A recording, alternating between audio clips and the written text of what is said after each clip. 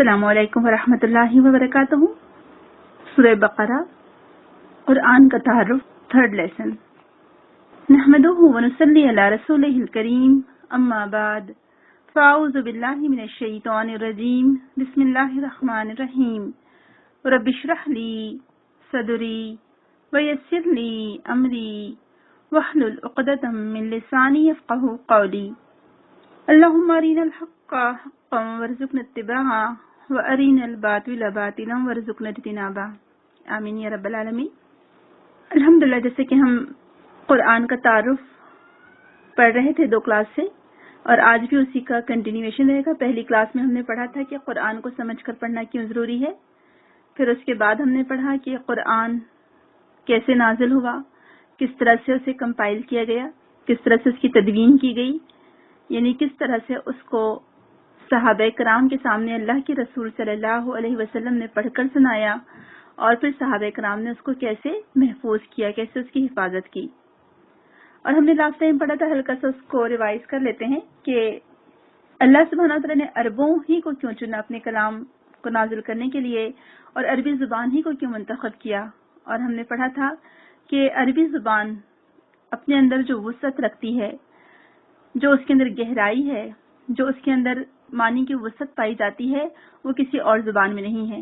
ایک ہی لفظ سے کئی معنی بنتے ہیں، جیسے کہ حرف اس میں گھومتے رہتے ہیں۔ صرف کے بارے میں ہم نے پڑھا تھا، اور صرف کا مطلب ہوتا ہے گھومنا۔ تو جو صرف اور نحو ہم پڑھتے ہیں گرامر میں، تو عربی زبان کے ایک ہی مادے سے کئی الفاظ بنتے ہیں۔ پھر ہم نے پڑھا تھا کہ صحابہ کرام یا عرب کے جو باشندے تھے، عرب کے رہنے والے، ان کے اوپر سویلائزیشن کے ملمے نہیں چڑھے تھے، یعنی انہوں نے اپنے آپ کو تکلفات کا عادی نہیں بنایا تھا، انہوں نے اپنے آپ کو نازک نہیں بنا لیا تھا۔ جیسے کہ ہم سب جانتے ہیں کہ وہ لوگ قدرت سے بہت قریب تھے، اس لیے اللہ سبحانہ وتعالیٰ نے بار بار قدرت کا ذکر کیا ہے کہ تم زمین کو نہیں دیکھتے کہ کیسے بچھائی گئی، کہ تم آسمانوں کو نہیں دیکھتے کہ کیسے اٹھائے گئے، یعنی کیسے اوپر اللہ تعالیٰ نے اس کو ہمارے لیے چھت کی طرح بنا دیا، کہ تم اونٹوں کو نہیں دیکھتے کہ کیسے اللہ تعالیٰ نے اس کو پیدا کیا، کیسے ریگستان میں چلتا ہے اونٹ۔ تو اللہ سبحانہ وتعالیٰ نے بار بار ان کو جو چیزیں ان کے قریب تھیں، کوئی اسکالر کہتے ہیں کہ اونٹ کا ذکر بار بار ہے قرآن میں، کیوں؟ کیونکہ عرب کے لوگ اونٹ سے بہت مانوس تھے، دن رات ان کا کام ہی اونٹ پر ہوتا تھا، لہٰذا اللہ تعالیٰ نے بار بار اس کی مثال پیش کی ہے۔ پھر ہم خود سوچے کہ ہمیں گھاس پر چلے ہوئے کتنے دن ہو گئے، یعنی ہم لوگ نیچر سے، قدرت سے بہت دور ہو گئے ہیں۔ ہم کو اسپیشل پکنک پر جانا پڑتا ہے، وہ دن رات باہر کے نظارے کرتے رہتے تھے، آسمان کو دیکھتے، زمین کو دیکھتے، اور قدرت کے نظاروں سے وہ لوگ مانوس تھے۔ اسی لیے اللہ تعالیٰ نے بار بار اپنی قدرت کا ذکر کیا ہے، نشانیاں بتائی ہیں ان کو کہ تم پہاڑوں کو دیکھو، غور و فکر کرو۔ پھر ہر زبان 100 سال میں چینج ہو جاتی ہے، لیکن عربی چینج نہیں ہوئی۔ ایون کہا جاتا ہے، اسکالرس لکھتے ہیں اپنی کتابوں میں، کہ اگر آج محمد صلی اللہ علیہ وسلم کے دادا عبد المطلب بھی آ جائیں، جو عربی لکھی ہوئی ہے بورڈز پر یہاں پر، تو یہ وہی عربی ہے جو اس زمانے میں بولی جاتی تھی، یعنی آپ صلی اللہ علیہ وسلم کو آئے ہوئے تقریباً 1450 سال گزر چکے ہیں۔ تو اس زمانے میں جو عربی بولی جاتی تھی تقریباً 2000 سال ہو چکے ہیں، تو 2000 سال پہلے جو عربی بولی جاتی تھی، سیم وہی لینگویج آج بھی ہے۔ جبکہ انگلش میں اگر آپ شیکسپیئر کو پڑھ لیں، اور جتنے بھی جو شاعر ہیں، وڈز ورتھ ہے، اور بھی بہت سارے نام ہم کو ملتے ہیں، گوئٹے اور ایسے بہت سارے نام آپ کو ملیں گے، ان کی آپ انگلش پڑھیے، جو ان کے پرانے لکھی ہوئی شاعری ہے یا ان کے لکھے ہوئے جو مکالمات ہیں، وہ انگلش آج نہیں چلے گی۔ آج وہ انگلش کو کوئی پہچانتا بھی نہیں ہے۔ ہماری اردو، اسی طرح سے اردو جو 100 سال پہلے بولی جاتی تھی، آج وہ اردو موجود ہی نہیں ہے، ہم کچھ اور اردو بولتے ہیں۔ تو ہر زبان 100 سال میں چینج ہو جاتی ہے، لیکن واحد ایک عربی زبان ہے جو 2000 سال سے ایز اٹ از بولی جا رہی ہے، کوئی اس میں چینجز نہیں آئے۔ سبحان اللہ، یہ اللہ سبحانہ تعالیٰ نے اس قرآن کے لیے اس عربی زبان کو اس لیے بھی چنا کہ یہ زبان میں بہت وسعت ہے، اور یہ زبان جیسی پہلے بولی جاتی تھی آج بھی بولی جاتی ہے۔ اب آئیے ہم آگے کی طرف دیکھتے ہیں کہ جیسے ہم پڑھنے جا رہے تھے، جو ہمارا آگے کا ٹاپک ہے کہ کمپائلیشن، قرآن کی جو تدوین ہے وہ کیسے ہوئی۔ یعنی تدوین کا مطلب ہے کہ جس وقت اللہ کے رسول صلی اللہ علیہ وسلم کے پاس، جب آپ صلی اللہ علیہ وسلم تھے، اس وقت جب قرآن نازل ہو رہا تھا تو کیسے نازل ہو رہا تھا۔ تو جب اللہ کے رسول پڑھ کر سناتے تھے تو صحابہ کرام اس کو لکھ لیا کرتے تھے، اور چونکہ اس زمانے میں کوئی پیپر تو نہیں تھا آج ہماری طرح، اتنی آسانیاں بھی نہیں تھی، پیپر بنانا بولے تو بہت مشکل کام تھا، تو اللہ کے رسول صلی اللہ علیہ وسلم جب پڑھ کر سناتے صحابہ کرام کو، تو صحابہ کرام اس کو پتھروں پر، تختیوں پر، یا کسی جانور کی کھال جو اسکن ہوتی ہے اس پر لکھ لیا کرتے تھے، یا ہڈیوں پر لکھا کرتے تھے، جیسے جو جانوروں کی بڑی بڑی شانی کی ہڈیاں ہوتی ہیں، اونٹ کی ہڈی بہت چوڑی ہوتی ہے تو اس پر، یا اور دوسری چیزوں پر پتھروں پر لکھ لیا کرتے تھے. اور آپ سوچیں کتنا مشکل کام ہوگا پتھروں پر لکھنا، ہڈی پر لکھنا، کسی جانور کی اسکن پر لکھنا، لیکن ان لوگوں نے لکھا اور اسے محفوظ کیا. اب ظاہر سی بات ہے اس پر ویسے طریقے سے تو اتنی خوبصورت نہ رائٹنگ آتی ہوگی اور نہ ہی صحیح سے الفاظ ایسے ہوتے ہوں گے، تو بس وہ لکھ لیتے تھے اس کے اوپر جیسا ان کو آتا تھا. لیکن بعد میں دھیرے دھیرے جب الحمدللہ ترقی ہوئی اور پھر مسلمانوں کا باہر کے لوگوں سے رابطہ ہوا، تو الحمدللہ ان کے پاس پیپرز بھی آیا. ان لوگوں نے پیپر بنانا خود سیکھا بھی. جو درخت کے پتے تھے، اس کی جو چھالیں ہوتی ہیں درخت کی چھال، اس کے اوپر ان لوگوں نے لکھنا شروع کیا. تو فرسٹ ٹائم ابو بکر صدیق رضی اللہ عنہ جب خلیفہ تھے اس وقت اس کو کمپائل کیا گیا، اس کی تدوین کی گئی. یعنی جو آج جو مصحف ہمارے پاس پائے جاتے ہیں، آج جو قرآن ہمارے پاس ہے، جمع بین الدفتین کہتے ہیں اس کو، یعنی دو گتوں کے درمیان، دو جلدوں کے درمیان. جو آپ نے دیکھا ہو نا کتاب کی جو بائنڈنگ ہے، تو وہ دو جلدیں ہوتی ہیں، اس کے بیچ میں پورا قرآن ہے نا. تو اب یہ قرآن ابو بکر صدیق رضی اللہ عنہ کے دور میں اس طرح سے ایک ساتھ کمپائل کیا گیا. اس سے پہلے تک کیا تھا، الگ الگ لکھا ہوا تھا، ایک جگہ ایک ساتھ نہیں تھا لکھا ہوا. ایک صورت الگ لکھی ہوئی ہے تو دوسری صورت الگ لکھی ہوئی ہے.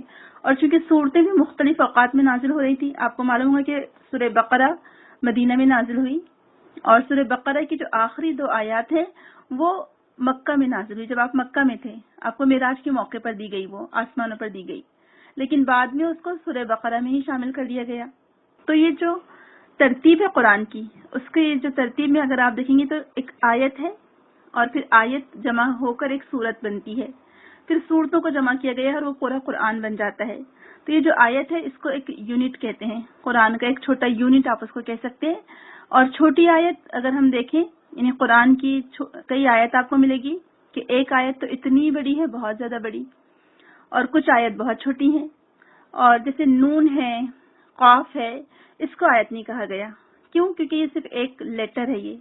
لیکن الف لام میم یہ ایک پوری آیت کہلائے گی، کیونکہ 3 لیٹرز کو مل کر یہ ایک لفظ بنا، لیکن اس کا مطلب کیا ہے وہ اللہ تعالیٰ جانتا ہے. تو نون ہے، قاف ہے، اس کو ہم آیت نہیں کہیں گے کیونکہ یہ ایک ایک لیٹر ہے. لیکن الف لام میم 3 لیٹرز کا مجموعہ ہے، لہٰذا یہ ایک آیت کہلائے گی. اور اسی بنا پر جو ملے ہوئے حروف میں، جیسے الف لام میم تو حروف مقطعات ہو گئے، ہم اس کو ایک ساتھ نہیں پڑھتے، علم نہیں پڑھتے ہم اس کو، بلکہ الف لام میم پڑھتے ہیں. تو اسی طرح سے جو ملے ہوئے الفاظ کے ساتھ ایک چھوٹی آیت ہے وہ مدہامتان کہلاتی ہے. اور جو بڑی آیت ہے قرآن کریم میں، جو سب سے بڑی آیت ہے یعنی لمبائی میں کئی لائن میں آتی ہے، وہ آیت دین ہے. سورہ بقرہ ہی کی آیت ہے، آیت دین، جو سب سے زیادہ لمبی ہے. پھر اس سے چھوٹی آیت جو ہم کو ملتی ہے سورہ مزمل کا آخری رکوع. یہ ایک ہی آیت ہے لیکن پورا ایک رکوع میں آ گیا ہے. تو آیت کا مطلب یہ نہیں ہوتا کہ جملہ مکمل ہو گیا، یعنی اگر قرآن کی کوئی آیت ہے تو اس کا یہ مطلب نہیں کہ جملہ مکمل ہو گیا، بلکہ پچھلے جملے کے ساتھ ہو سکتا ہے اگلے جملے میں تھوڑی بات مکمل کی گئی ہو. تو جیسے مثال ہے الف لام میم، اس کی معنی کوئی نہیں ہے. اور آیت کا مطلب کیا کیا جاتا ہے؟ نشانی. لیکن اب الف لام میم کا ترجمہ تو نہیں کیا جا سکتا کچھ، تو یہ بھی ایک نشانی ہے ایکچولی. تو یہ جو تقسیم ہے اس کی کہ پہلے آیت میں اس کو تقسیم کیا گیا، پہلے زمانے میں جب قرآن لکھا ہوا تھا تو یہ ایسے آیتوں کو ڈیوائیڈ نہیں کیا گیا تھا. یعنی جو آج ہم قرآن جب پڑھتے ہیں تو گول دائرہ بنا ہوتا ہے نا، آپ نے دیکھا ہوگا، اور گول دائرے سے پتہ چلتا ہے کہ پچھلی آیت سے اگلی آیت سے جدا ہو رہی ہے، وہ الگ آیت ہے، یہ الگ آیت ہے. لیکن اس زمانے میں جب انہوں نے لکھا تھا قرآن پہلے تو اس طرح کے نشان نہیں لگائے تھے. ان کو یاد تھا کہ یہاں ایک آیت ختم ہو رہی ہے، کیونکہ آپ صلی اللہ علیہ وسلم یہاں رکتے تھے. اللہ کے رسول صلی اللہ علیہ وسلم نے یہاں پر وقف کیا تھا، مطلب یہ ایک آیت ختم ہو گئی. آپ دیکھیں انہوں نے کتنا یاد رکھا ہوگا صحابہ کرام نے، ماشاءاللہ.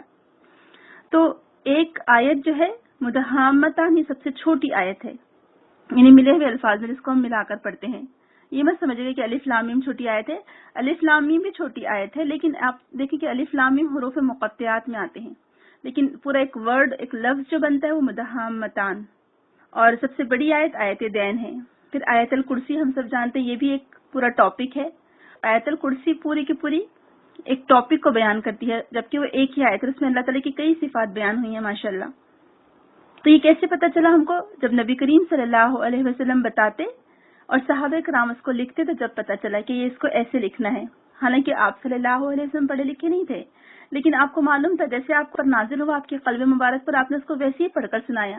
تو پھر اللہ کے رسول جب لکھواتے، آپ بولتے، صحابہ کرام لکھتے، پھر صحابہ کرام اس کو دوبارہ سے پڑھ کر سناتے، تب اللہ کے رسول صلی اللہ علیہ وسلم سے سنتے اور پھر بتاتے کہ ہاں تم نے صحیح لکھا. پھر قرآن کریم میں ہم دیکھتے ہیں تقریباً 6,500 آیت ہمیں ملتی ہیں. اب بعض لوگ اس 6,500 آیت میں کچھ لوگ اس میں اضافہ کرتے ہیں، کچھ لوگ اس میں کمی کرتے ہیں، یعنی 6,000 تقریباً 300 آیت کا ہم کو ذکر ملتا ہے. لیکن کچھ لوگ کہتے ہیں کہ کچھ کم ہے، کچھ کہتے ہیں کچھ زیادہ ہیں. تو کیوں یہ اختلاف ہے؟ تو وہ اختلاف اس وجہ سے ہے کہ کچھ لوگ بسم اللہ الرحمن الرحیم کو قرآن کریم کی آیت نہیں سمجھتے، بلکہ وہ کہتے ہیں کہ ہر سورے کے بیچ میں فصل ہے، یعنی سورے کو ڈفرینشیٹ کرنے کے لیے کہ ایک سورہ ختم ہو رہا ہے، ایک سورہ مکمل ہو رہا ہے، اس کے بعد دوسرا سورہ شروع ہو رہا ہے، تو اس کو بتانے کے لیے بسم اللہ الرحمن الرحیم ہے. ہاں بس سورہ نمل میں جہاں پر آیا ہے بسم اللہ الرحمن الرحیم وہاں پر یہ آیت ہے، ادروائز ہر سورے کے سٹارٹنگ میں جہاں پر ہم لکھتے ہیں وہ قرآن کی آیت نہیں ہے، بلکہ سورت کے فصل کے لیے ہے.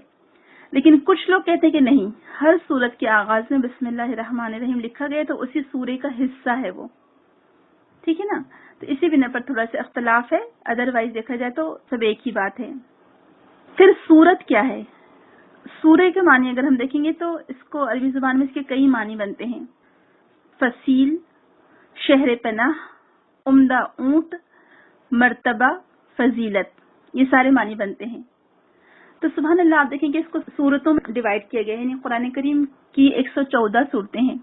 پہلی سورہ فاتحہ اور آخری سورۃ الناس ہے. تمام 114 صورتوں میں سب کے شروع میں بسم اللہ لکھا گیا ہے، لیکن صرف سورہ توبہ میں نہیں لکھا گیا بسم اللہ الرحمن الرحیم. اور سبحان اللہ، آپ دیکھیں یہ قرآن کی حفاظت کی سب سے بڑی دلیل ہے آج ہمارے سامنے، کہ قرآن جیسا نازل ہوا تھا، جیسا پڑھا گیا، جیسا لکھوایا گیا، آج اسی طرح سے اسی سیم فارم میں آج ہمارے سامنے موجود ہے. اور کیوں نہیں بسم اللہ لکھوائی جاتی یا پڑھی جاتی سورہ توبہ کے سٹارٹ میں؟ کیونکہ آپ صلی اللہ علیہ وسلم نے نہ لکھوائی نہ پڑھی، تو صحابہ کرام نے اس کو ایز اٹ از رکھا کہ صحابہ کرام نے بھی پھر نہ سورہ توبہ کے شروع میں بسم اللہ لکھوائی نہ پڑھی. تو یہ قرآن کی حفاظت کی ایک دلیل ہے ہمارے سامنے. تو یہ سورت کو جو ڈیوائڈ کیا گیا ہے سورتوں کو، اور سورت جو اس کو کہا گیا ہے یا سورہ کہا گیا ہے، سور کہتے ہیں عربی زبان میں، تو ہر سورت، ہر سورہ اپنی معنی اور حکمت کا ایک شہر بن گیا، سمجھے، یہ شہر بن گئی. یہ صورتوں کی عظمت ہے یہ، کہ ہر سورت اللہ تعالیٰ کی طرف سے نازل کردہ ہے. تو لہٰذا ہر سورت کو ہمیں کبھی نہ کبھی پڑھتے رہنا چاہیے. جتنا ہو سکے روزانہ ہم سیکوینس سے قرآن پڑھیں. کبھی ایک پیج، کسی کی عادت ہوتی ہے کوئی ایک پارہ پڑھتا ہے روزانہ، کوئی ایک سورہ پڑھتا ہے روزانہ، تو ہر سورہ پڑھتا جائے. تو اب انسان یہ نہ کرے کہ روزانہ بس چند صورتوں کو پڑھ لے اور باقی قرآن کو پڑھنا چھوڑ دے. نہیں، جب پورا قرآن اللہ سبحانہ و تعالیٰ نے نازل کیا ہے تو آپ بتائیے کیا پورا قرآن نہیں پڑھیں گے ہم لوگ؟ صرف کچھ 5 صورتیں پڑھ لیں گے؟ ایسا صحیح ہو سکتا ہے؟ بھلا بتائیں. جب اللہ سبحانہ و تعالیٰ نے پورا قرآن ہمارے لیے نازل کیا، 114 صورتیں ہیں، اور ہر صورت کی اپنی جگہ ایک اہمیت اور ایک فضیلت ہے، کیونکہ وہ اللہ کا کلام ہے. تمام کے تمام الفاظ اللہ تعالیٰ کے کلام ہیں، اللہ تعالیٰ نے اس کو ادا کیے ہیں. تو آپ سوچیں اس کلام کی کتنی برکت ہوگی. تو ہم چھوڑ دیتے ہیں کچھ سوروں کو، صرف کچھ سوروں کو اپنا لیتے ہیں، تو یہ تو ان صورتوں کے ساتھ ایک طرح سے ان کی بے حرمتی ہوئی. پھر یہ صورتوں کو کس طرح سے رکھا گیا، یعنی پہلے سورہ فاتحہ کو کیوں رکھا گیا، پھر سورہ بقرہ کو کیوں، پھر سورہ آل عمران کو کیوں، اور پھر اس میں سورہ بقرہ میں بھی پہلی آیت الف لام میم ہے، پھر ذالک الکتاب لا ریب فیہ. تو یہ صورتوں کی ترتیب اور آیات کی ترتیب یہ کچھ لوگ کہتے ہیں کہ صحابہ کرام نے کی، لیکن یہ بات بھی درست نہیں ہے. ایکچولی یہ ترتیب اللہ کے رسول صلی اللہ علیہ وسلم ہی نے کی تھی. کیوں اور کیسے؟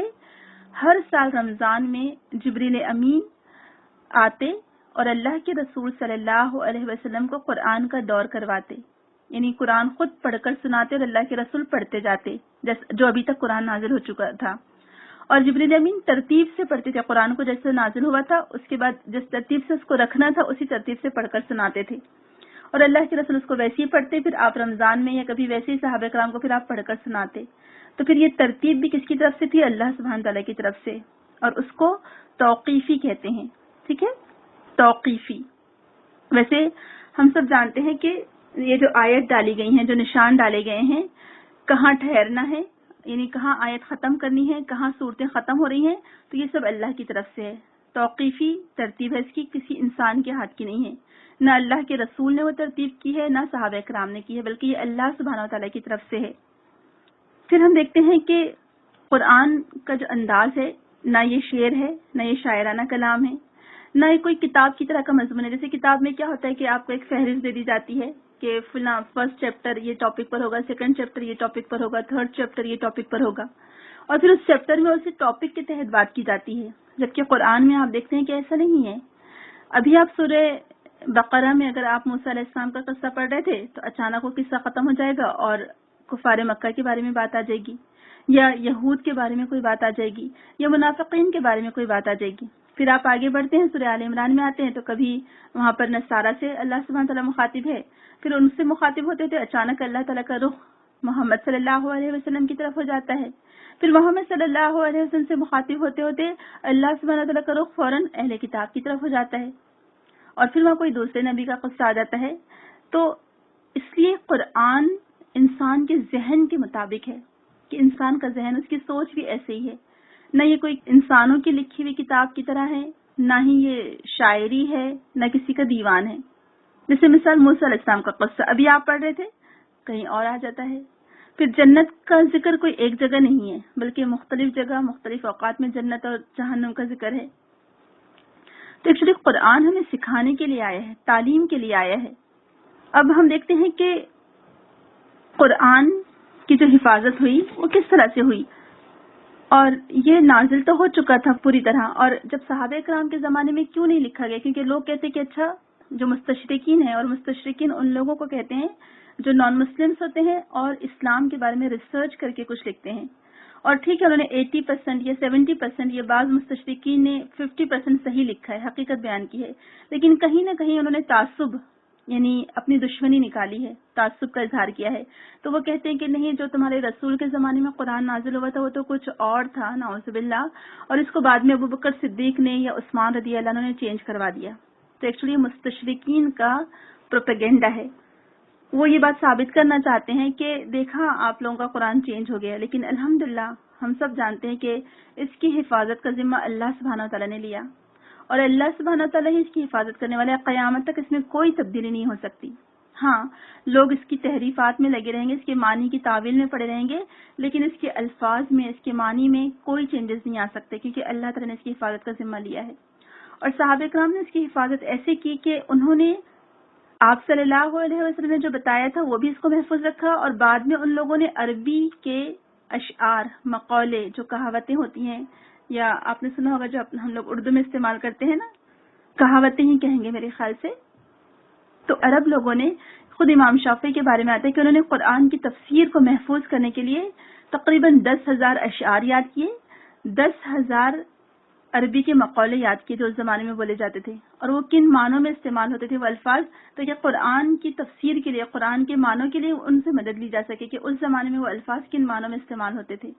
تو زمانے جاہلیت کے اشعار کو بھی انہوں نے یاد رکھا اور محفوظ رکھا قرآن کی تفسیر کے لیے، کیونکہ قرآن کی تفسیر آپ صرف لغت کی مدد سے نہیں کر سکتے، کیونکہ لغت میں تو اس کے معنی کچھ، یعنی ایک ایک لفظ کے معنی عربی زبان میں کئی ہیں، بعض اوقات 10 معنی نکلتے ہیں، بعض اوقات 5 معنی نکلتے ہیں.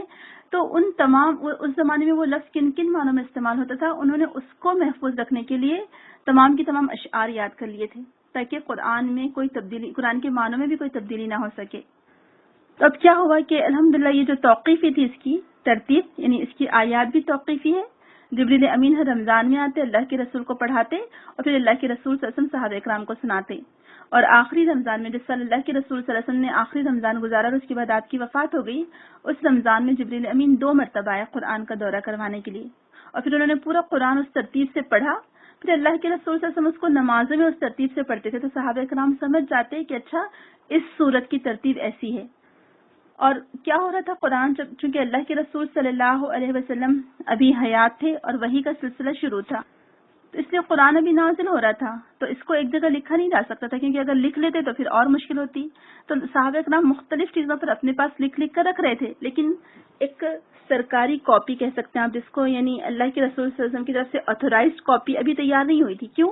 کیونکہ کچھ آیتیں منسوخ ہو رہی تھیں، کچھ آیتیں نئی نازل ہو رہی تھیں، اور ابھی قرآن نازل ہونا بند نہیں ہوا تھا، اور کبھی ایسا ہوتا کہ پورا ایک پیج سمجھے نازل ہوتا، کبھی پوری سورت ایک نازل ہوتی ہے، اور کبھی صرف ایک لفظ کی بھی آیت اتری ہے. تو یعنی ایک آیت بھی کبھی اتری، کبھی ایک لفظ کے لیے بھی آیت آئی نازل ہوئی، اور کبھی پورا کی پوری سورت نازل ہوئی. تو اب یہ جانوروں کی ہڈیوں پر لکھا تھا، جدا جدا لکھے ہوئے تھے سمجھے، اور کوئی ایک جگہ لکھا ہوا نہیں تھا.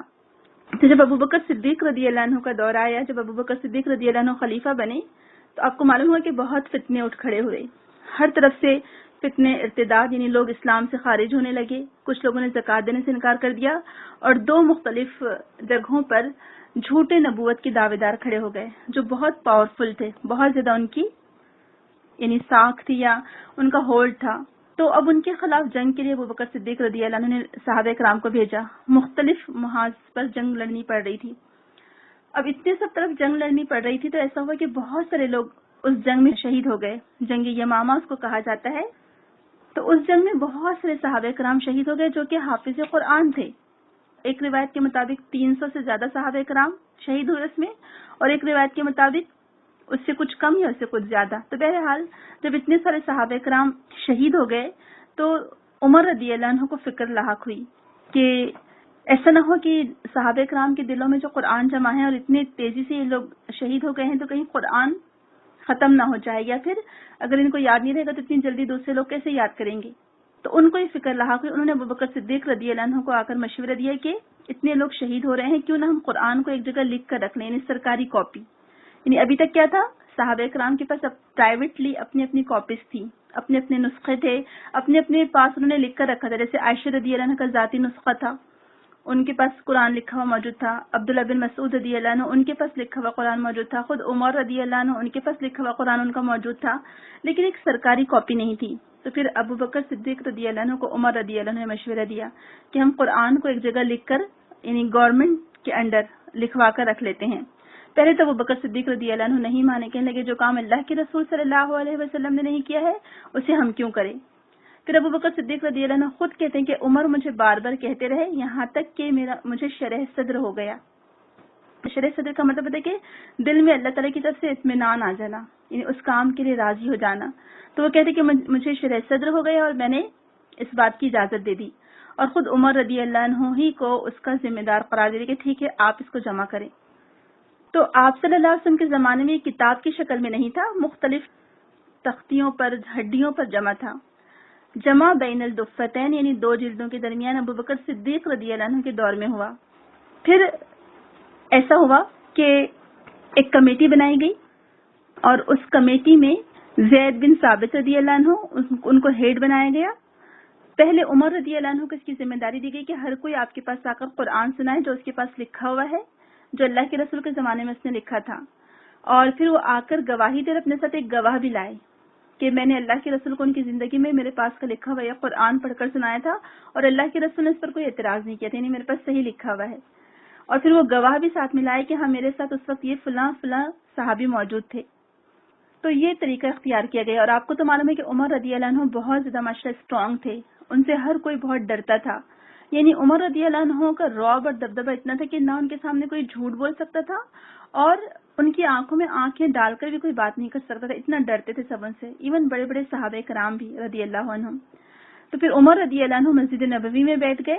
ان کے ساتھ زید بن ثابت تھے، وہ ہیڈ تھے اس کے. کیوں؟ کیونکہ زید بن ثابت رضی اللہ عنہ کاتبین وحی میں سے تھے اور یہ اللہ کے رسول صلی اللہ علیہ وسلم کے گھر کے نزدیک رہتے تھے اور نوجوان سے صحابی تھے، بہت ذہین تھے ماشاءاللہ. صرف 15 دن میں انہوں نے عبرانی زبان سیکھی تھی، ہیبرو، تاکہ جو ڈیلیگیشنز آتے تھے اللہ کے رسول صلی اللہ علیہ وسلم کے پاس ان کے پھر ترجمان وہی لوگ ہوتے تھے، یہود ہوتے تھے. تو اللہ کے رسول نے کہا کہ ایسا نہ کہ وہ ہماری طرف سے غلط بات پہنچا دیں، تو کون ہے جو یہ زبان سیکھے گا؟ تو اللہ کے رسول کے کہنے پر زید بن ثابت نے صرف 15 دن میں زبان سیکھی تھی ماشاءاللہ. تو بہت ذہین تھے اور لکھتے تھے، قرآن کو لکھنا پڑھنا ان کو آتا تھا. تو اللہ کے رسول کے بعد پھر عمر رضی اللہ عنہ نے زید بن ثابت کو اس کا ہیڈ بنایا. پھر وہ زید بن ثابت رضی اللہ عنہ کہتے کہ اگر ابو بکر مجھ سے پہاڑ ادھر سے ادھر رکھنے کو کہتے تو وہ آسان تھا بجائے اس کی کہ قرآن کو جمع کرنا، کیونکہ آپ دیکھیں بہت بڑی ذمہ داری تھی. یہ اللہ تعالیٰ کا کلام تھا اور اللہ کے کلام کو ایک جگہ کمپائل کرنا، جمع کرنا جو کہ اللہ کے رسول کی حیاتی میں نہیں ہو سکا تھا اور ہو سکتا بھی نہیں تھا. کیوں؟ کیونکہ ابھی قرآن نازل ہو رہا تھا. کیسے ابھی ختم کر دیتے لکھنا؟ ہو سکتا جو آیت نازل ہوتی اس کو آپ فرماتے کہ اس کو یہاں نہیں فلاں جگہ رکھ دو اس آیت کو، تو ابھی کر ہی نہیں سکتے تھے. تو لہٰذا یہ کام شروع ہوا. تو اب طریقہ کار کیا تھا؟ کوئی شخص قرآن کی لکھی ہوئی آیت لاتا، اور زید بن ثابت حافظ قرآن بھی تھے، خود عمر رضی اللہ عنہ بھی حافظ قرآن تھے. پھر وہ شخص آ کر سناتا اس آیت کو، کیونکہ وہ حافظ بھی تھے، وہ اس کو ویریفائی کرتے. یادداشت سے کوئی لکھی ہوئی آیت اس وقت تک لکھی نہ جاتی جب تک کہ دو گواہ گواہی نہ دیتے. ایک نہیں دو گواہ تھے. آپ دیکھیں کہ اس نے اللہ کے رسول صلی اللہ علیہ وسلم سے خود سنی تھی یہ آیت، اور پھر سنائی بھی تھی اللہ کے رسول کو لکھتے وقت، تو وہ دو گواہ لاتا. اب آپ دیکھیں کہ جو عرب تھے وہ عربی پڑھ لیا کرتے تھے بغیر زیر زبر کے. تو جس وقت یہ قرآن جمع کیا گیا اور لکھا گیا تو اس میں زیر زبر نہیں تھے، اعراب نہیں تھے، بغیر زیر زبر کے لکھے گئے تھے. اور یہ جب اردو بولی جاتی تھی، ایک دور ایسا بھی تھا اردو پر جب اردو کے بہت زیادہ مشہور لوگ تھے، اردو داں سمجھے، تو وہ لوگ بغیر نقطوں کے کہا جاتا ہے خط لکھا کرتے تھے. اور اگر کسی کو نقطوں کے ساتھ یا اعراب کے ساتھ خط لکھ دیا جاتا تو وہ اس کو اپنی بے عزتی سمجھتا تھا، کیونکہ آپ کیا سمجھتے کہ مجھے اردو پڑھنا نہیں آتی لہٰذا نقطے لگا کر بھیجے ہیں. تو ایسے ہی عربوں کے یہاں پر نقطے نہیں لگائے جاتے تھے، وہ اس کو معیوب سمجھتے تھے. بغیر نقطوں کے وہ لوگ پڑھا کرتے تھے. آپ سوچیں ہمارے لیے کتنا مشکل ہے آج، اگر نقطے نہ ہوں تو ہم کیسے پڑھیں گے عربی؟ لیکن وہ لوگ بغیر نقطوں کے لکھا کرتے تھے. تو پہلا قرآن جو لکھا گیا وہ بغیر نقطوں اور بغیر اعراب کے لکھا گیا. نہ کوئی زیر زبر، نہ کوئی پیش، نہ کوئی نقطے تھے. اور ان کو یاد بھی تھا ماشاءاللہ، ان لوگوں کو حفظ تھا قرآن. تو بہرحال یہ لکھا گیا.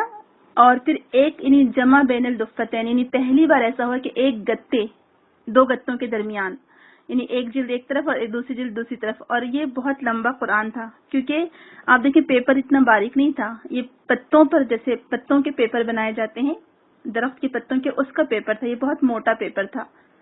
تو بہت موٹا پیپر تھا، اس وجہ سے یہ بہت موٹا سا بنا قرآن. ظاہر سی بات ہے اتنی ساری آیت اس میں لکھی گئی، 6,500 آیت. تو جب اس قرآن کو جمع کیا گیا اور پھر اس کو ویریفائی کیا گیا، اور پھر جب اس کو لکھ لیا گیا تو ابو بکر صدیق نے کہا کہ اس کتاب کا نام کیا رکھیں. تو الگ الگ مشورے آئے. کس نے کہا کہ اس کا نام تورات رکھ دو، کس نے کہا کہ انجیل رکھ دو، کیونکہ وہ کتابوں کا وہ نام تھا. کہا کہ نہیں، یہ تو اہل کتاب کے نام ہے اور ان کی کتابیں ختم ہو گئی تو ہم وہ نام نہیں رکھیں گے. کسی نے کہا الکتاب رکھ دو. بہرحال پھر اس کتاب کا نام مصحف رکھا گیا، صحیفوں سے، جو قرآن میں اللہ تعالیٰ فرماتا ہے کہ صحف ابراہیم و موسیٰ. تو یہ صحیفوں سے پھر اس کا نام مصحف رکھا گیا. مصحف کہا جاتا تھا اس کو. کہتے ہیں ماں کو بھی، اور عربی زبان میں اصل میں کسی چیز کی جڑ کو کہتے ہیں، بنیاد کو کہتے ہیں. تو جڑ یا بنیاد یا پھر کیونکہ اس ماں سے ہی سارے بچے یعنی پوری اولاد پھیلتی ہے، تو اس لیے اس کو مصحف کہا جاتا تھا. اور یہ نسخہ ایک طرح سے گورنمنٹ کی طرف سے تیار ہو گیا، جو ابو بکر صدیق رضی اللہ عنہ کے دور میں تیار ہو گیا تھا، لیکن اس میں نقطے اور اعراب نہیں تھے. اب کیا ہوا، دھیرے دھیرے حالات اور بدلتے گئے. یعنی اسلام ماشاءاللہ بہت دور دراز کے علاقوں میں پھیل گیا. ابو بکر صدیق رضی اللہ عنہ کا دور گزر گیا، اس کے بعد عمر رضی اللہ عنہ کا دور آیا، وہ بھی گزر گیا. عمر رضی اللہ عنہ کے دور میں اشاعت قرآن سب سے زیادہ ہوئی. یعنی عمر رضی اللہ عنہ کے دور کو اشاعت قرآن کا دور کہا جاتا ہے. قرآن سے لوگوں کو اتنی محبت، اتنا شغف، اتنی دلچسپی ہو گئی تھی. اور یہ عمر رضی اللہ عنہ کا طریقہ کار تھا کہ انہوں نے اپنے تمام جو ان کے گورنرز ہوتے تھے، ان کے ملٹری میں لینے کے جو لوگوں کو تقاضے تھے یا ان کی ریکوائرمنٹ تھی، وہ کہتے تھے کہ جو قرآن کا حافظ ہوگا، جو قرآن کو سمجھتا ہوگا، اس کو لیا جائے. جو قرآن کا حافظ ہوتا اس کی تنخواہ زیادہ ہوتی، جو قرآن کو زیادہ اچھے سے سمجھتا اس کی تنخواہ زیادہ ہوتی. تو ایک طرح سے قرآن کا شوق لوگوں کے دلوں میں بڑھ گیا تھا. اور جگہ جگہ عمر رضی اللہ عنہ نے فورسفلی حکومت کی طرف سے یہ آرڈر جاری کر دیے تھے کہ ہر گھر میں سورہ بقرہ، سورہ احزاب، سورہ نور، سورہ نساء ضرور عورتوں کو پڑھائی جائے. اور یہ فلاں فلاں صورتیں تو ضرور جس میں زیادہ احکامات تھے اس کو پڑھائی جائے. اور پھر آپ نے مقرر کر دیا کہ ہر جگہ مسجد میں، ہر جگہ قرآن کہا جاتا ہے کہ مسجد سے متصل ایسی عمارتیں بنوا دی گئی تھی جہاں قرآن پڑھایا جاتا تھا. مسلسل یہ کام ہوتا تھا. تو اس وجہ سے عمر رضی اللہ عنہ کے دور میں قرآن کی اشاعت کا کام بہت زیادہ ہوا. بہت کثرت سے لوگوں نے حفظ کیا، کثرت سے لوگ اس کی تفسیر کی طرف آئے، اس کو سمجھنے کی کوشش کی. تو یہ کام عمر رضی اللہ عنہ کے دور میں بہت زیادہ ہوا ماشاءاللہ. تو اب کیا ہوا کہ اس کے بعد جب عمر رضی اللہ عنہ شہید کر دیے گئے، اس کے بعد عثمان رضی اللہ عنہ کا جب دور آیا تو اس وقت چونکہ بہت دور دراز کے علاقوں میں اسلام پھیل گیا تھا اور یہ لوگ نان عرب تھے اور یہ ویسے پڑھنا نہیں جانتے تھے. اب ظاہر سی بات ہے صحابہ کرام بھی اتنے زیادہ نہیں رہے تھے کہ ان کو جا کر تعلیم دیتے. تو اب کیا ہوا کہ قرآن پڑھنے پر اس کے پڑھنے میں اختلافات ہونے لگے. عثمان رضی اللہ عنہ کے دور میں جب اسلام عرب سے باہر گیا تو ایک جگہ جہاں جنگ ہو رہی تھی تو عثمان رضی اللہ عنہ کے دور میں کچھ صحابہ کرام آرمی کے ساتھ وہاں گئے. آذربائیجان کا علاقہ تھا جو ہم سب جانتے ہیں, رشیا کی طرف کا علاقہ. تو حذیفہ بن یمان بھی اس جنگ میں شامل تھے. قسطنطنیہ یا اور بھی جو آس پاس کے علاقے تھے وہاں پر یہ لوگ جنگ کے لیے گئے ہوئے تھے, جہاد کے لیے. تو اب دیکھا کہ جب وہاں پر جنگ میں جو ملٹری میں لوگ قرآن جب پڑھ رہے ہیں تو اس پر قراتوں پر لڑائی ہو رہی ہے, اور قرات میں جو مختلف قرات تھی پڑھنے کا طریقہ اس پر وہ لوگ آپس میں الجھ رہے ہیں. جیسے مثال کل, کاف لام, اگر چھوٹے کاف جو مرکز کے ساتھ کاف ہوتا ہے تو کاف لام کل کہیں گے تو اس کا مطلب کیا ہوگا, کھاؤ. اور قاف لام دو نقطوں کے ساتھ قل ہے تو کیا ہے اس کا مطلب, کہو, ہے نا. قل کا مطلب ہوتا ہے کہہ دیجیے اور کل کا مطلب ہوتا ہے کھا. تب یہ قاف اور کاف کا فرق کیوں, کیونکہ وہ نان عرب تھے, ان کو سمجھتا نہیں تھا اور یہ قرات پر اختلاف ہو رہا تھا. اب جو کچھ لوگ پڑھ کے سنا رہے تھے, سننے والوں نے سنا کل اور لکھنے والے نے لکھ لیا کل. تو لکھنے والے نے جب کل لکھ لیا تو کل کا مطلب کل ہو گیا, کھا لو. تو اب دیکھیں یہ بہت بڑی بات تھی. تو اب جب اس کو دیکھا گیا کیونکہ جو اس کی ڈکٹیشن تھی اس میں اختلاف ہوا تو یہ فیصلہ کیا گیا کہ قریش کے رسم الخط میں لکھا جائے گا قرآن. یعنی سبحان اللہ, آپ دیکھیں کہ کتنا یہ اس وقت اللہ تعالیٰ نے توفیق دی عثمان رضی اللہ عنہ کو اور صحابہ کرام کو کہ جب اگر لکھا جائے تو کیسے لکھا جائے. تو جب عثمان رضی اللہ عنہ کے دور میں ایسا ہوا کہ قرات پر اختلاف ہونے لگے اور لوگ بھی جب کسی سے سن کے لکھ رہے تھے اور چونکہ وہ عرب لوگ نہیں تھے, عربی نہیں جانتے تھے, تو وہ اسپیلنگ مسٹیکس ہونے لگی ان کی. لیکن یہ ایک بہت بڑی جسارت تھی کہ اب جب آپ عربی لکھتے ہیں تو اس میں سے ایک چھوٹے سے نقطے کے فرق کی وجہ سے بالکل معنی بدل جاتے ہیں. تو آپ ایسا نہیں کر سکتے. ایون پڑھنے سے بھی اگر زبر ہے اور زیر آپ نے پڑھ لی یا پیش اور زبر کو آپ نے بدل دیا تو فاعل مفعول ہو جاتا ہے, مفعول فاعل بن جاتا ہے. تو یہ بہت بڑی جسارت تھی. تو لہٰذا حذیفہ بن یمان نے جب دیکھا کہ اس طرح سے قرات میں اختلاف ہو رہا ہے, لوگ قرآن کو صحیح سے پڑھ نہیں پا رہے ہیں, تو وہ فوراً کہا جاتا ہے کہ گھوڑا دوڑاتے ہوئے اتنا تیز سفر کر کے پہنچے. عثمان رضی اللہ عنہ اس وقت خلیفہ تھے.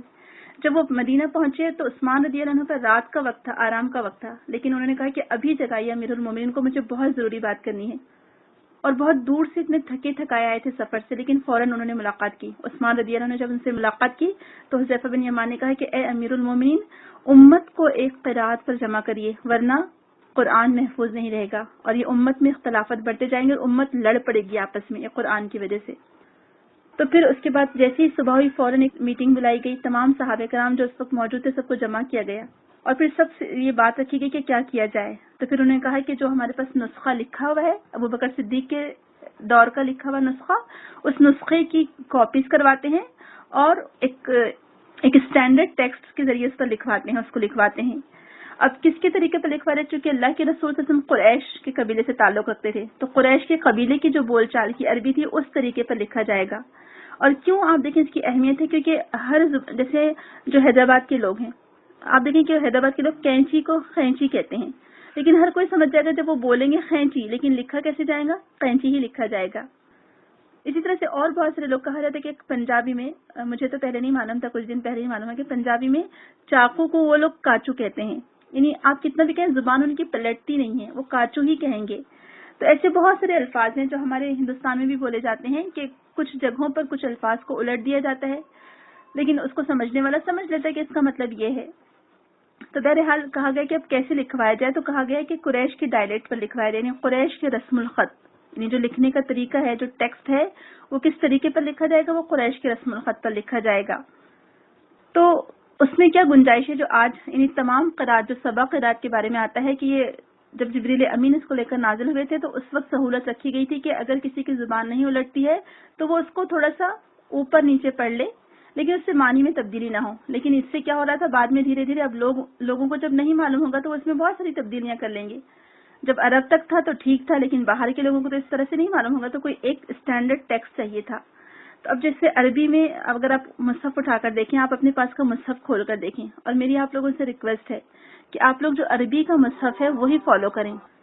تو جب عثمان رضی اللہ عنہ نے دیکھا کہ اس طرح سے اختلاف قرآت ہو رہی ہے اور صحابہ کرام بھی اس بات پر پریشان ہو گئے، تو انہوں نے کہا کہ ایک اسٹینڈرڈ ٹیکسٹ ہم لکھوا لیتے ہیں، یعنی قریش کے رسم الخط پر لکھا جائے گا، جس طرح سے قریش لکھا کرتے تھے یا قریش پڑھا کرتے تھے، چونکہ اللہ کے رسول قریش سے تعلق رکھتے تھے، لہٰذا اس کو اسی ٹیکسٹ پر، اسی ڈائلیکٹ پر لکھا گیا۔ جیسے اس کی مثال آپ سمجھ لیں، جیسے میں نے ابھی آپ سے کہا نا کہ میری آپ سے ریکویسٹ ہے کہ آپ لوگ عربی مصحف رکھیں اپنے پاس، اس سے بہت فائدہ ہوگا، یقین جانیے۔ تو آپ لوگ اپنے پاس عربی کا مصحف رکھیں اور اسی سے پڑھنا آپ سیکھیں، اسی کے مطابق پڑھنا آپ سیکھیں، تو آپ قرآن کو املا نہیں کروا سکتے، یعنی قرآن کو آپ ڈکٹیٹ نہیں کروا سکتے، قرآن کاپی ہی کیا جائے گا، قرآن کو نقل کیا جائے گا۔ یہ بات آپ سمجھ لیں، لکھ لیں، یاد رکھ لیں کہ قرآن کا املا نہیں کروایا جا سکتا، قرآن کو ڈکٹیٹ نہیں کیا جا سکتا۔ کیوں؟ کیونکہ جس طریقے سے لکھا ہوا ہے، جس کو ہم مصحف عثمانی کہتے ہیں، تو مصحف عثمانی مطلب عثمان رضی اللہ عنہ نے جو رسم الخط پہ لکھوایا تھا، اسی رسم الخط پہ قرآن کو لکھا جائے گا۔ اور اس کی مثالیں آپ اپنے قرآن، اگر آپ کے پاس عربی مصحف ہو تو آپ دیکھیں، جیسے مالک ہے، ہم مالک جب لکھتے ہیں تو میم الف زبر ما، لام کاف زیر لکھ، مالک ہے نا۔ تو اب یہ مالک جو ہے قرآن میں اگر آپ دیکھیں تو قرآن میں مالک آپ کو میم پر کھڑا زبر اور لام کاف ایک ساتھ ملا کر لکھا ہوا ملے گا۔ اب مالک ایسا لکھنے کا فائدہ کیا ہوا دیکھیں، یعنی تمام جو قرآت تھی، تمام جو لکھنے کے ٹیکسٹ تھے، اس کو اس قریشی ڈائلیکٹ میں جمع کر دیا گیا۔ تو مالک لکھنے کا فائدہ کیا ہوگا کہ آپ اس کو مالک بھی پڑھ سکتے اور اس کو ملک بھی پڑھ سکتے، ٹھیک ہے۔ مالک یوم الدین کا مالک ہے اللہ تعالیٰ، اور ملک مقتدر، اقتدار والا، بادشاہ حقیقی۔ تو اب دیکھیں کہ اس میں دونوں معنی سب آ گئے، یعنی کوئی معنی چینج نہیں ہوئے، صرف اس طرح سے لکھنے سے کیا ہو گیا کہ مالک بھی پڑھ سکتے آپ اس کو، اور ملک یعنی پڑھا زبر کے ساتھ آپ پڑھیں گے تو ملک، اور کھڑا زبر کے ساتھ آپ پڑھیں گے تو مالک۔ لیکن اگر آپ جب ایک دفعہ میم الف زبر ما لکھ دیتے ہیں تو پھر وہ مالک میں وہ ملک کے معنی نہیں آئیں گے، لیکن جب آپ ملک لکھتے ہیں تو اس میں کھڑے زبر کے ساتھ اس کو مالک بھی پڑھ سکتے ہیں اور ملک بھی پڑھ سکتے ہیں، اور قریش اس کو اسی طرح لکھا کرتے تھے۔ تو آپ نے دیکھا کہ قریش کا جو ڈائلیکٹ تھا، لکھنے کا طریقہ جو تھا، وہ کتنا صحیح تھا کہ اس میں دونوں طریقوں سے پڑھا جائے گا، معنی میں اور وسعت آ جائے گی، ٹھیک ہے۔ یعنی مالک کے معنی مالک ہی ہے اور ملک کے معنی بھی مالک ہے۔ تو اگر آپ اپنے قرآن اٹھا کر دیکھیں، اگر کہیں پر میم پر کھڑا زبر کے ساتھ مالک نہیں لکھا ہوا ہے تو اس کا مطلب ہے کہ وہ اسٹینڈرڈ نسخہ نہیں ہے، قرآن کا مستند نسخہ نہیں ہے، بلکہ کچھ ایسے لوگوں نے جن کو نہیں آتا قرآن، جو مصحف عثمانی پر نہیں لکھتے، انہوں نے لکھ دیا ہے۔ پھر سورہ بقرہ میں ابراہیم الگ طریقے سے لکھا گیا ہے، باقی پورے قرآن میں ابراہیم الگ ہے، یعنی کہیں پر کھڑا زبر کے ساتھ ہے ابراہیم اور کچھ جگہوں پر الف کے ساتھ ہے ابراہیم۔ تو یہ جو ہے قرآن کی ایکچولی نقل کی جاتی ہے، قرآن کو ڈکٹیٹ نہیں کیا جاتا۔ جیسے اگر میں آپ سے کہوں کہ اچھا ٹھیک ہے لکھیے الحمدللہ رب العالمین الرحمن الرحیم، نہیں، ایسا نہیں کہہ سکتے، کیونکہ آپ میں سے سب الگ الگ طرح کے لوگ ہوں گے، الگ الگ طریقے سے لکھیں گے۔ قرآن کو آپ کو دیکھ کر ہی لکھنا پڑے گا، کاپی کرنا پڑے گا، اور یہ اللہ تعالیٰ نے اس کی حفاظت کی ماشاءاللہ، ایک تو لوگوں کے سینوں میں اس کو محفوظ کر کے اور اس کو لکھوا کر، یعنی قرآن کی حفاظت لکھ کر اور یاد کر کے ہوئی ہے۔ پھر یہ مصحف عثمانی جو ہم آج کہتے ہیں کہ جو آج ہمارے پاس قرآن ہے، جو اسٹینڈرڈ نسخہ ہے قرآن کا، وہ مصحف عثمانی کہلاتا ہے۔ تو کیوں کہلاتا ہے؟ اس بنا پر علی رضی اللہ عنہ ہمیشہ کہا کرتے تھے کہ اللہ تعالیٰ عثمان کو جزائے خیر دے رضی اللہ عنہ کو، کہ انہوں نے ایک قرات پر تمام لوگوں کو جمع کروایا، اور اگر میں عثمان کی جگہ ہوتا تو میں بھی ایسے ہی کرواتا، سبحان اللہ۔ اور لوگ الزام لگاتے ہیں، نادان لوگ، عثمان رضی اللہ عنہ پر کہ نعوذ باللہ عثمان رضی اللہ عنہ نے نعوذ باللہ قرآن کو چینج کر دیا اور جو لوگوں کے لکھے ہوئے نسخے تھے اس کو جلا دیے۔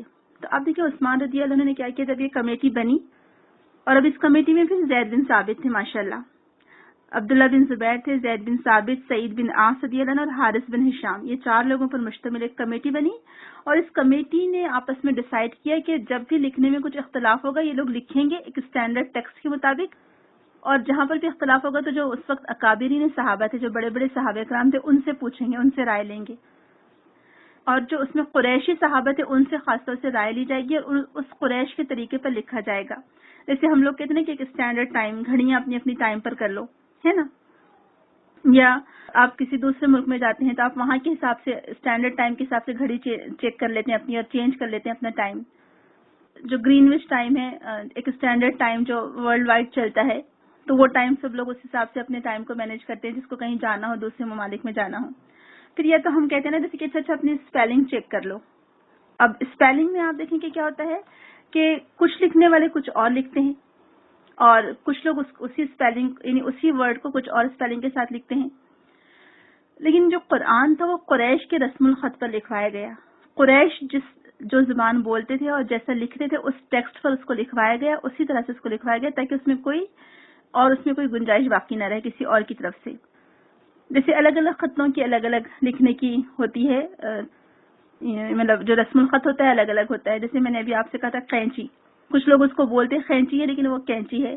پھر اسی طرح سے کچھ اور یعنی کہیں کچھ اور جیسے حروف ہیں, ہم کو بچپن سے وہاں پر حروف پڑھایا گیا اور اس کو کچھ لوگ حروف بولتے حرف کہتے ہیں. تو اس طرح سے کچھ فرق ہوتا ہے اردو میں بھی. جیسے کہ ایروپلین ہے, اب آپ اس کو برٹش اگر حساب سے پڑھیں جو برٹش انگلش ہے AEROPLANE ایروپلین ہے نا, اور اگر آپ اس کو امریکن وے میں پڑھیں یا لکھیں تو AIROPLANE اس طرح سے ایروپلین ہوتا ہے. پھر اس طرح سے آپ دیکھیں کہ بعض اوقات ایسا ہوتا ہے کہ جب آپ لکھتے کچھ اور ہیں لیکن پڑھتے اس کو کچھ اور ہیں. جیسے نائف, ہم سب جانتے ہیں کہ نائف میں کیا سائلنٹ ہے. جب آپ نائف کہیں گے تو کے اس میں کیا ہوگا, سائلنٹ ہوگا. حالانکہ لکھتے ہیں ہم لیکن پڑھتے نہیں ہیں اس کو. اسی طرح سے نالج, اس میں بھی کے کیا ہے, سائلنٹ ہے. تو اسی طرح سے عربی زبان میں بھی جو قریش کا طریقہ تھا اس پر لکھوایا گیا. اس زمانے میں کیا تھا, مختلف قبیلوں کی مختلف بولیاں تھیں. جیسے کچھ لوگ شین کو سین پڑھتے تھے, کچھ سین کو شین پڑھتے تھے. کچھ لوگ ایسے تھے جن کی زبان ہی نہیں الٹتی تھی. جیسے آج بھی آپ دیکھیں جو مصری لوگ ہیں, آپ کتنا بھی ان سے کہیں جیم کو وہ گاف ہی بولیں گے. جیسے ان کے اگر جن کا نام جبریل ہوتا ہے تو گبریل بولتے ہیں اس کو وہ لوگ. جدہ کو گدا کہتے ہیں وہ لوگ. اسی طرح سے وہ جتنے بھی جیم سے جو لیٹرز یا ورڈز آتے ہیں, جیم سے جتنے بھی ورڈز آتے ہیں وہ سب کو گاف بولتے ہیں. لیکن قرآن کے لیے الحمدللہ ان کی زبان الٹ جاتی ہے ماشاءاللہ. دیکھیں قرآن اگر پوری دنیا میں اگر آپ ایجپشین لوگوں سے قرآن پڑھوا لیں, اور مشہور تھا ایجپشین لوگوں کے قرآن پڑھنا, اس کے بارے میں ایک بہت مشہور مقولہ بھی ہے. سوری میں تھوڑا سا فاسٹ ہو رہی ہوں کیونکہ ٹائم میں ہم کو ختم کرنا ہے, کہ نجد کے علاقے میں یعنی نازل ہوا مکہ اور مدینہ میں قرآن, پڑھا گیا ایجپٹ میں اور لکھا گیا اسپین میں. کیوں؟ کیونکہ وہاں کی خطاطی بہت مشہور تھی اسپین کی, اسی لیے انک وہاں کی انک بھی بہت مشہور تھی اسپین کی. تو بہرحال یہ مشہور بات ہے. یہ شام میں لکھا گیا, یہ بھی کہا جاتا ہے سیریا میں, کیونکہ وہاں پر بھی زیتون ہوا کرتی تھی, تو وہاں کی جو انک تھی بہت مشہور تھی, بہت بہترین انک ہوتی تھی وہاں کی. تو یہ ایک مقولہ مشہور ہے. بہرحال تو الگ الگ قبیلوں کے الگ الگ بولیاں تھیں, اس میں کچھ الفاظ وہ لوگ تھوڑے سے چینج کر کے کہتے تھے. اسی لیے پھر یہ اختلاف ہوا کہ کیسا لکھیں, تو پھر قریش کے رسم الخط پر لکھنے کا ڈیسائیڈ کیا گیا. اور پھر جب کہیں ان کو کہیں مشکل پیش آتی تو پھر اس کو وہ قریش کے لوگوں ہی سے پوچھ لیتے اور پھر اس کو اسی طریقے سے لکھ دیتے کہ جیسے مالک کیسے لکھیں, کہ میم الف کے ساتھ لکھیں کہ میم کھڑا زبر کے ساتھ لکھیں, تو میم کھڑا زبر کے ساتھ لکھا گیا. تو ایک اسٹینڈرڈ ٹیکسٹ موجود نہیں تھا ابھی تک, تو صحابہ کرام کو جمع کر کے رائے پوچھی گئی. پھر ایک معیاری نسخہ ایک اسٹینڈرڈ پر سب مصحف کو جمع کیا گیا اور پھر اس کی کاپیز بنوائی گئی. اور کہاں سے لیا گیا قرآن؟ جو مصحف تھا, جو کس کے زمانے میں لکھوایا گیا تھا, ابو بکر صدیق رضی اللہ عنہ کے زمانے میں جو لکھوایا گیا تھا, اسی مصحف سے. بس عثمان رضی اللہ عنہ نے اتنا کیا کہ اس مصحف کی کاپی کروائی, ایک اسٹینڈرڈ ٹیکسٹ پر اس کو لکھوایا, سمجھے, ٹھیک ہے. اور اسٹینڈرڈ ٹیکسٹ پر لکھوا کر اس کے 6 یا 7 نسخے, کچھ اسکالرز کہتے ہیں کہ 5 کاپیز اس کی بنوائی انہوں نے, اور کچھ کہتے ہیں کہ 7 کاپیز بنوائی, اور اس کو الگ الگ اسٹیٹس میں بھیج دیا. جیسے ایک بحرین میں بھیجا گیا, ایک مکہ, ایک مدینہ میں, ایک کوفہ یا بصرہ میں, اس طرح سے. تو اس کی 5 یا 7 کاپیز کروائی گئی, مکہ, شام, بحرین, یمن, بصرہ, کوفہ, مدینہ. اور کیوں یہ کام کیا عثمان رضی اللہ عنہ نے؟ تاکہ پوری امت ایک رسم الخط پر جمع ہو جائے. آج بھی ترکی میں اگر آپ دیکھیں, ترکی کا ایک میوزیم ہے بہت مشہور ہے جہاں پر پرانی چیزیں رکھی ہوئی ہیں. اس میں بہت سارے پرانے نوادرات ہیں موجود, جس میں عثمان رضی اللہ عنہ کا قرآن بھی, جو ان کا ذاتی نسخہ تھا قرآن کا, جس میں جس وقت وہ شہید ہوئے تو وہ نسخہ ان کے ہاتھ میں تھا, وہ قرآن کی تلاوت ہی کر رہے تھے. اور یہ صحابہ کرام نے ہی اس کو قرآن کو ایکچولی 7 جز میں 7 اجزاء میں تقسیم کیا تھا, کیونکہ وہ لوگ 7 دن میں قرآن پڑھتے تھے, جس کو منزل کہتے ہیں. 7 منزلیں ہیں قرآن کی, یہ صحابہ کرام نے منزلیں تقسیم کی تھی تاکہ وہ لوگ چاہتے تھے کہ ایک ہفتے میں قرآن پڑھنا ان کا مکمل ہو جائے. تو جس وقت عثمان رضی اللہ عنہ شہید کیے گئے تو اس وقت ان کے پاس وہ نسخہ تھا, اور اس پر کچھ خون کے دھبے بھی ہیں کہا جاتا ہے. بہرحال واللہ عالم. تو علی رضی اللہ عنہ عثمان رضی اللہ عنہ کے بارے میں کہا کرتے تھے کہ عثمان کے بارے میں کوئی بات نہ کہو، انہوں نے سب کام صحابہ کے مشورے سے کیا، اور میں اگر ہوتا تو میں بھی یہی کام کرتا۔ پھر اس زمانے میں نقطے اور حرکات کا رواج نہیں تھا، تو اب کیا کیا جائے؟ عرب لوگ تو اس کو پڑھ لیتے تھے بغیر نقطوں کے، لیکن جو غیر عرب تھے وہ نہیں پڑھ سکتے تھے۔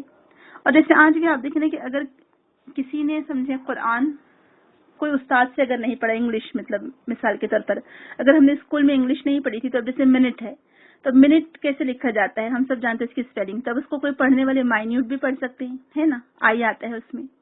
جیسے اب RED ریڈ ہے اور READ ریڈ ہے، تو اب یہ جن لوگوں نے نہیں کسی ٹیچر سے پڑھا ہے تو وہ دونوں کو ریڈ پڑھ سکتے ہیں، ہے نا، RED بھی ریڈ ہو سکتا ہے اور READ بھی ریڈ ہو سکتا ہے۔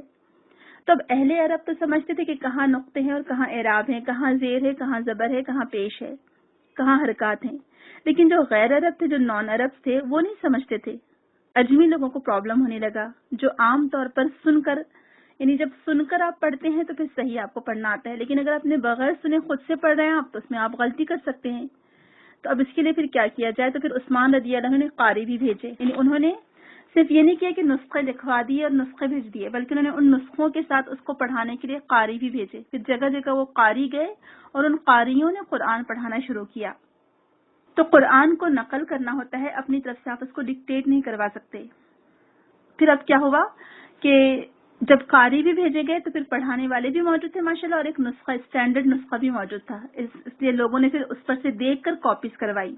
پھر عثمان رضی اللہ عنہ نے کیا کیا کہ جو لوگوں کے ذاتی نسخے تھے، انہوں نے کہا کہ اب چونکہ ایک اسٹینڈرڈ نسخہ تیار ہو گیا ہے، ایک اسٹینڈرڈ کاپی تیار ہو گئی ہے قرآن کی، لہٰذا جو اپنے پاس پرسنل لکھے ہوئے آپ لوگوں کے نسخے وہ جلا دیں، کیونکہ پھر بعد میں کیا ہوگا، لوگ کہیں گے اچھا دیکھو قرآن یہ تو یہ ایسا لکھا ہوا ہے اور ان کے پاس وہ لکھا ہوا ہے، پھر تو اور اختلاف ہوگا اور الجھاؤ پیدا ہوگا اور لڑائی جھگڑے ہوں گے۔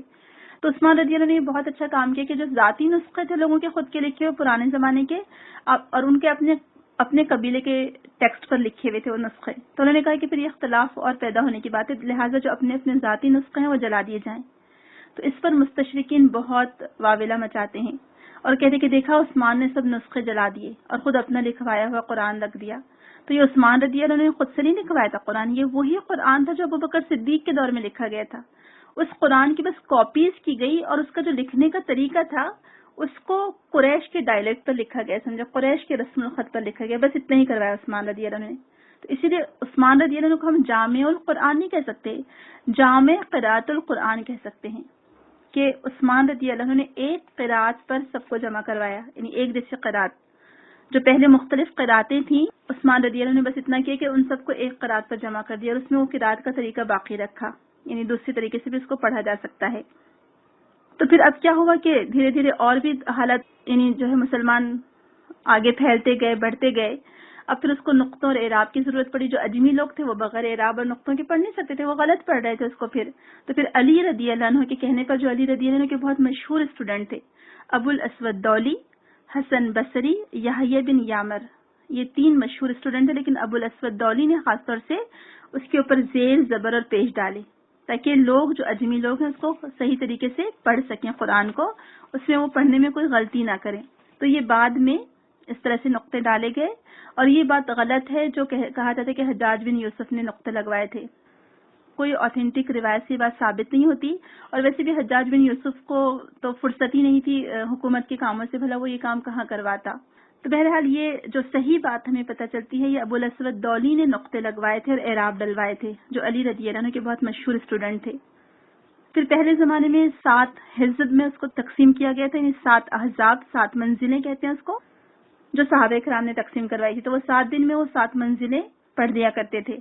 پہلی میں 3 صورتیں ہیں، پھر 5 ہیں، پھر 7 ہیں، اس طرح سے ہیں، 9 ہیں، اور پھر 65 صورتیں آتی ہیں غالباً، میں اگر بھول نہ رہی ہوں تو۔ اس طرح سے منزلوں میں تقسیم کیا گیا تھا۔ لیکن پھر بعد میں کیا ہوا کہ یہ تقسیم بہت بات کی ہے، پاروں کی تقسیم اور رکوع کی تقسیم۔ کسی نے پھر اس طرح سے کیا کہ ہو سکتا کوئی لوگ ہوں گے جو کہتے ہیں کہ ایک ہفتے میں قرآن پڑھنا مشکل ہو، بل ایسا کریں کہ ہم 1 مہینے میں قرآن پڑھ لیں گے، جیسے کہ عبداللہ بن عمرو بن عاص رضی اللہ عنہ کو اللہ کے رسول نے کہا تھا کہ وہ اس میں روز 1 رات میں قرآن مکمل کیا کرتے تھے، 1 رات میں پورا قرآن وہ پڑھ لیتے تھے۔ تو اللہ کے رسول نے کہا تھا کہ یہ بہت ہے، تم 1 مہینے میں سے پڑھو۔ تو عبداللہ بن عمرو نے کہا تھا کہ اللہ کے رسول مجھ میں اس سے زیادہ استطاعت ہے، زیادہ اور پڑھنے کی مجھے اجازت دیجیے. تو کم ہوتے ہوتے اللہ کے رسول نے 3 دن تک ان کو لائے تھے کہ بس 3 دن سے جلدی نہیں ختم کرنا. تو اس بنا پر لوگوں نے اس کو 1 مہینے میں پڑھنے کے لیے 30 پاروں میں، بس ایسے لگتا ہے جیسے پیج گن کر 30 پاروں میں تقسیم کر دیا گیا ہو، اور اس میں پھر بعض وقت مضمون مکمل نہیں ہوتا ہے. تو یہ صحیح تقسیم نہیں ہے پاروں میں، لیکن اب جو لوگ 30 دن میں کمپلیٹ کرنا چاہتے تھے وہ پڑھ لے. لیکن یہ مناسب نہیں کہ صورتوں کو توڑا جائے، کیونکہ صورتیں اللہ تعالیٰ کی طرف سے ہیں اور اللہ کے رسول نے یعنی یہ ترتیب دی تھی اللہ تعالیٰ کے حکم پر، یعنی جبریل امین نے اس کی ترتیب بتائی تھی اللہ تعالیٰ کے پاس سے، اور پھر اللہ کے رسول نے اس کو اسی طرح سے صورتوں میں ڈیوائڈ کیا. تو صورتوں کو توڑنا مناسب نہیں ہے کہ جیسے آپ دیکھ لیں سورہ ہجر، ایک آیت ادھر ہے اور باقی کی پوری سورہ ہجر ادھر ہے، تو یہ مناسب بات نہیں ہے اس کو توڑنا. تو صورتوں میں آپ اس کو پڑھ سکتے ہیں. پاروں میں بہت بعد میں اس کو تقسیم کیا گیا، پھر رکوع میں اس کو تقسیم کیا گیا تاکہ ایک رکعت میں اتنا حصہ پڑھا جا سکے جہاں ایک مضمون مکمل ہو رہا ہو. تو بہرحال یہ قرآن کا کمپائلیشن تھا. قرآن کو اس طرح سے محفوظ کیا گیا اور قرآن کی حفاظت اللہ تعالیٰ نے اس کا ذمہ خود لیا، لہٰذا یہ ہمیشہ محفوظ رہے گا. اس میں کوئی باطل آ نہیں سکتا، نہ دائیں سے نہ بائیں سے. اس کی حفاظت اللہ تعالیٰ نے اپنے ذمہ لی، لہٰذا یہ ہمیشہ محفوظ رہے گا. پھر یہ ہم سب کے سینوں میں محفوظ ہے. اور ہم سب جانتے ہیں نا کہ قرآن کے بارے میں جو آتا ہے کہ اقرأ القرآن انہ یاتی یوم القیامت شفیعا لاصحابہ، کہ قرآن پڑھا کرو، یہ اپنے پڑھنے والوں کے لیے سفارشی بن کر آئے گا. تو اللہ تعالیٰ نے اس کی محبت ہمارے دلوں میں ایسی پیدا کر دی ہے کہ اس کی قرآت سن کر ہمارے دلوں کو اطمینان نصیب ہوتا ہے.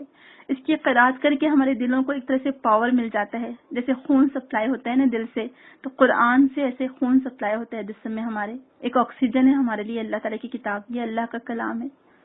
اور یہ اللہ کے کلام کی حفاظت میں اگر ہمارا حصہ پڑ جائے تو آپ سوچیں کہ ہم کتنے خوش قسمت لوگ ہوں گے.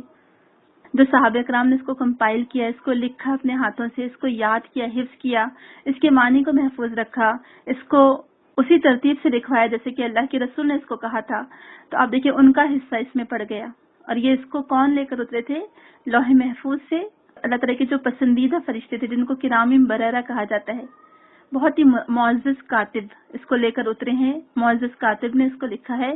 تو اگر میں اور آپ اپنا حصہ اس میں ڈالیں قرآن کی خدمت میں اور آپ اس قرآن کے لیے کچھ خدمت کر سکیں، آپ سوچیں تو یہ ہمارے لیے کتنی بڑی خوش قسمتی ہوگی.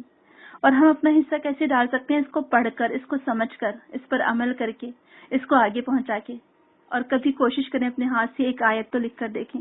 قرآن کی کوئی آیت آپ اپنے ہاتھ سے لکھیں، اس کا لطف کتنا بہترین آپ محسوس کریں گے اپنے دل کے اندر. اس کی قرآن کی جو ایک حقانیت ہے، کیونکہ یہ اللہ کا کلام ہے.